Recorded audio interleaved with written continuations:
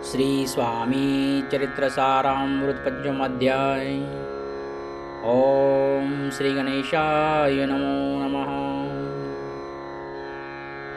भवकानन वैश्वनरा अज्ञानतमच्छेदका भास्करा पूर्वसाक्षी परात्परा भक्ता खरा सदयितू।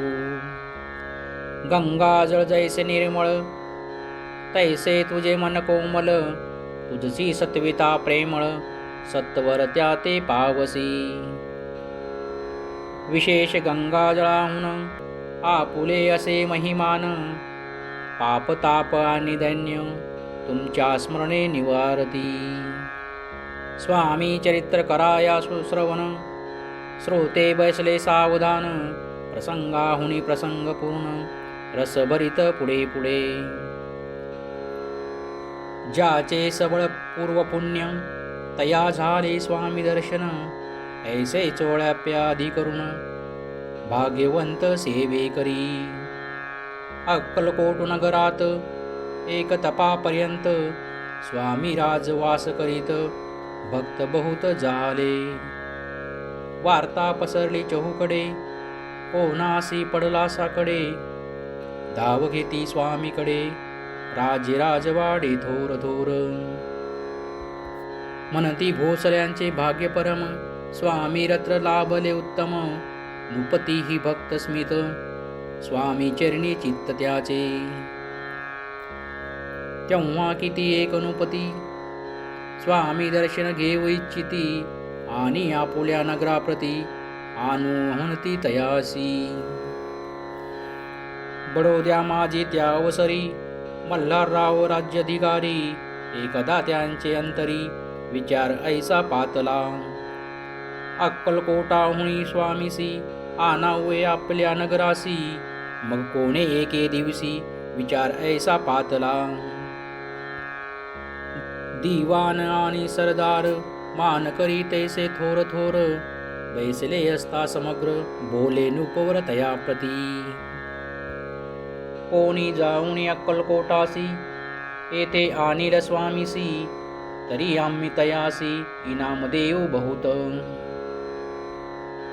त्याचा राखू सन्मान लागेल ती तुके देऊधन, ही वटपुरी वैकुंठ भवन वसता स्वामी होईल। कार्य जाणून कठीण कोणी न बोलती वचन, कोणा एका लागून गोष्ट मान्य करविना। तेव्हा तात्या साहेब सरदार होता योग्य आणि चतुर, तो बोलता झाला उत्तर रूपलागी परियेसा। आपुली जरी छायसी स्वामी ते आणावे वटपुरीसी, तरी मी आणीन तयासी निश्चय मनासी असू द्या। ऐसे ऐकोणी उत्तर संतोषला तो नृपवर, तैसी सभा ही समग्र आनंदित झाली। संजीवनी विद्या साधण्याकरिता शुक्राजवळीकच जाता, दैवी सन्मानिला होता बहुत आनंदे करोणी। नृपतीसह सकळ जाणे त्या परितात्यांसी सन्माने, गौरवणीय मधुन वचने यशस्वी म्हणती तया। बहुत धन देती नृपती सेवक दिधले सांगाती, जावया अक्कलकोटाप्रती आज्ञा दिधली तात्या ते। तात्या साहेब निघाले सत्वर अक्कलकोटी आले, नगर पाहुणे संतोषले जे केवळ वैकुंठ। पाहुण या स्वामीचे दिव्य मूर्ती आनंदित झाले चित्ती, तेथील जनाची पाहुणी भक्ती धन्य म्हणती तया ते।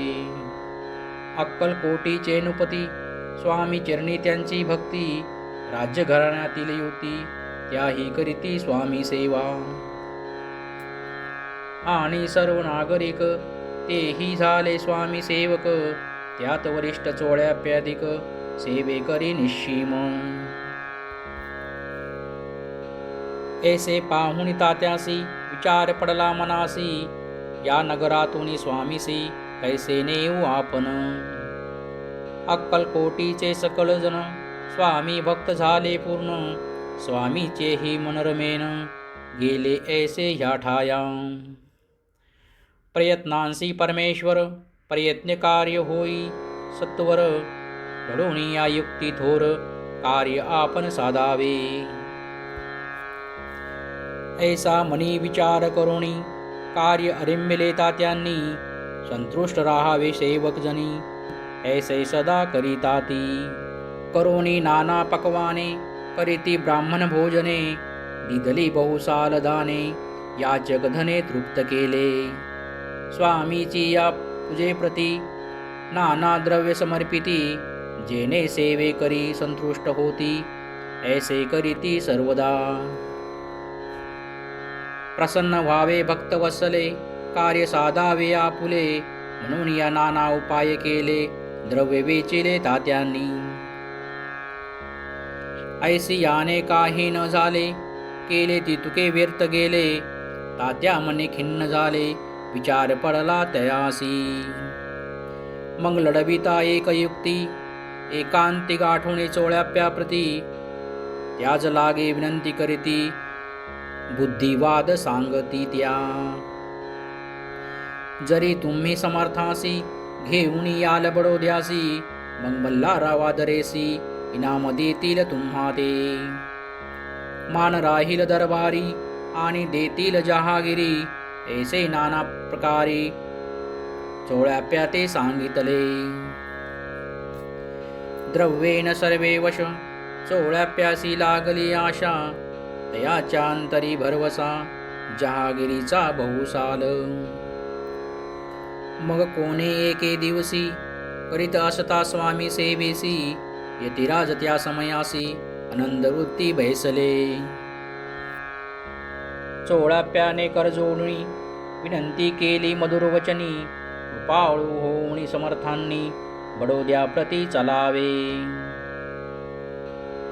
तेने माझे कल्याण मिळेल मला बहुत धन आपुलाही योग्य सन्मान तेथे जाता होईल ऐसे ऐकून या वचन समर्थांनी हास्य करून उत्तर चोळ्याप्या लागून काय दिले सत्वर राव मल्हार नुपती त्यांच्या अंतरी नाही भक्ती मग आम्ही बडोद्या प्रती काय म्हणून चलावे पुढले अध्यायी सुंदर कथा पावन होय श्रोता वक्ता श्री स्वामी राजवद्विता निमित्य विष्णुदास असे इति श्री स्वामी चरित्रसारामृत पंचमाध्याय गोडहा श्री स्वामी चरणामस्तु श्रीमस्तु शुभं भवति।